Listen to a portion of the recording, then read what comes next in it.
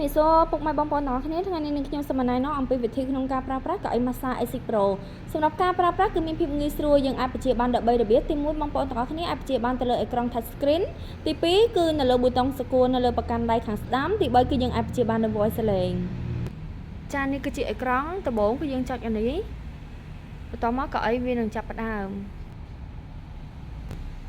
ចានៅលើអេក្រង់វានឹងបង្ហាញបែបនេះបងប្អូនទាំងអស់គ្នាបើសិនជាចង់ចូលលំហាត់ម៉ាស្សាណាមួយយើងចូល tray 3នេះ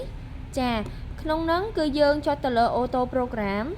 សម្រាប់កៅអីម៉ាស្សានេះគឺវាមានរហូតដល់20លំហាត់អញ្ចឹងក្នុងមួយ shape របស់វាហ្នឹងគឺវាមាន5លំហាត់ auto លើហ្នឹងចានេះយើងចូលនេះមួយទៀតទៅគឺវាមាន5លំហាត់ផ្សេងទៀតយើងចូលនេះមួយទៀតគឺវាមាន5លំហាត់ផ្សេងទៀតហើយយើងចូលមួយនេះទៀតគឺវាមាន5លំហាត់ផ្សេងទៀតអញ្ចឹងបងប្អូនទាំងអស់គ្នាអាច check មើលតាមលំហាត់មួយណាដែលបងប្អូនទាំងអស់គ្នាពេញចិត្តបានចាបន្តមកយើងក៏មានជាមួយនឹង menu ចា menu ហ្នឹងគឺយើងអាចបងប្អូនទាំងអស់គ្នាឃើញរូបសញ្ញាបាតដៃនៅលើនេះហ៎នេះគឺជាក្បាច់ម៉ាស្សាដៃចាដោយក្បាច់ម៉ាស្សាដៃបងប្អូនទាំងអស់គ្នាអាចសេរីបានឧទាហរណ៍ថាបងប្អូនទាំងអស់គ្នាអត់ចង់ម៉ាស្សាអូតូទេយើងចង់កំណត់ក្បាច់ម៉ាស្សាណាមួយបងប្អូនទាំងអស់គ្នាអាចចាត់សេរីក្បាច់ម៉ាស្សានឹងបានឧទាហរណ៍ថាដុំម៉ូទ័រវាកំពុងរត់នៅកន្លែងចង្កេះអញ្ចឹងបងប្អូនទាំងអស់គ្នាចង់ឲ្យវាម៉ាស្សានៅនឹងចង្កេះនៅតែកន្លែងចង្កេះហ្នឹងឯងហើយបងប្អូនទាំងអស់គ្នាចង់ឲ្យវាម៉ាស្សាក្បាច់ដែលបងប្អូនទាំងអស់គ្នាចង់បានអញ្ចឹងយើងចុចអាហ្នឹងទៅគឺដុំម៉ូទ័រវាហ្វិចនៅតែកន្លែងហ្នឹងឯងឬក៏បងប្អូនទាំងអស់គ្នាចង់ឲ្យវាម៉ាស្សាបរិវេណណាមួយឧទាហរណ៍ថាបរិវេណកន្លែងកញ្ចឹងកអីចឹងអញ្ចឹងយើងចុចpartial នេះអាហ្នឹងវានៅតែម្ដុំហ្នឹងឯងបើ lower ហ្នឹងគឺវាដុំម៉ូទ័រម៉ាស្សាវានៅតែផ្នែកខាងក្រោមច្រើននេះវាអត់សូវឡើងដល់ខាងលើទេ upper គឺវាផ្ដោតទៅលើផ្នែកខាងលើច្រើនវាអត់ចុះទៅដល់ខាងក្រោមពេកទេបើ full នេះគឺសពពេញមួយតួខ្លួនហើយ speed នេះគឺបងប្អូនទាំងអស់គ្នាអាចសេរីបានយើងចង់ឲ្យដុំម៉ូទ័រម៉ាស្សារៀងញាប់ឬក៏រៀងយឺតអីគឺយើងអាចសេរីបានតាមនឹងចានេះកម្លាំង speed យើងអាចចុចទៅឡើងហើយក៏អានេះគឺជាកម្រិតដុំម៉ូទ័រម៉ាស្សាបងប្អូនទាំងអស់គ្នាចង់ឲ្យវាម៉ាស្សារៀងប្រខិតចូលគ្នាឬក៏ឆ្ងាយអីហ្នឹងគឺយើងអាចសេរីបានតាមនឹងចាបន្តមកយើងមានជាមួយនឹង air intensity នេះយើងមានជាមួយនឹង air massage ណាអាហ្នឹងគឺពងខ្យល់សម្រាប់ពងខ្យល់បងប្អូនទាំងអស់គ្នាអាចដាក់ full សពពេញមួយតួខ្លួនក៏បានឬក៏ផ្នែកខាងលើក៏បានឬក៏ផ្នែកខាងក្រោមក៏បានឬក៏យើងបិទហ្មងក៏បានដែរហើយនេះគឺជាកម្រិតពងខ្យល់បងប្អូនទាំងអស់គ្នាអាចសេរីបានវាមាន3កម្រិតណាអាហ្នឹងគឺយើងអាចជ្រើសរើសបាន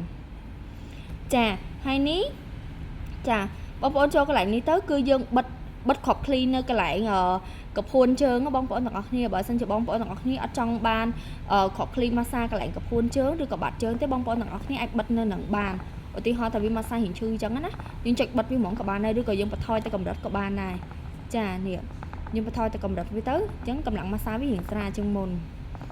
ចាបន្ទាប់មកយើងចូលជាមួយនឹងអាកន្លែងmassage position adjustment ចាអាហ្នឹងពេលដែលយើងដាក់ fix point ហើយទៅបងប្អូនទាំងអស់គ្នាអាចសេរីបានណាចាអានេះក៏ដូចគ្នាពេលដែលយើងដាក់ fix point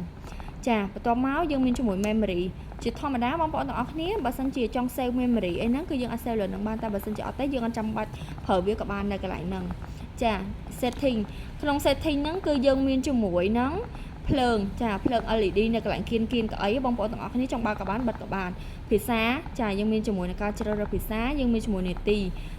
គឺយើងមាន3យើងអាចកំណត់បាន10 20 30ចាជាមួយអានេះគឺពលឺនៅលើអេក្រង់បងប្អូនទាំងអស់គ្នាចង់បើកក៏បានបន្ថយក៏បានឬក៏បិទក៏បានដែរតែបើសិនជាយើងបន្ថយនឹងវាងងឹតនៅលើអេក្រង់ខ្លះបងប្អូនទាំងអស់គ្នាបាក់មើលអញ្ចឹងណាចានេះគឺជាការប្រើប្រាស់ហើយបងប្អូនទាំងអស់គ្នាចង់ voice ដោយសលេងនេះគឺយើងបែរអេក្រង់មកចាអានេះគឺអក្សរដែលយើងអាចបញ្ជាបានដោយ voice សលេងបងប្អូនទាំងអស់គ្នាអាចមើលតាមនឹងបាន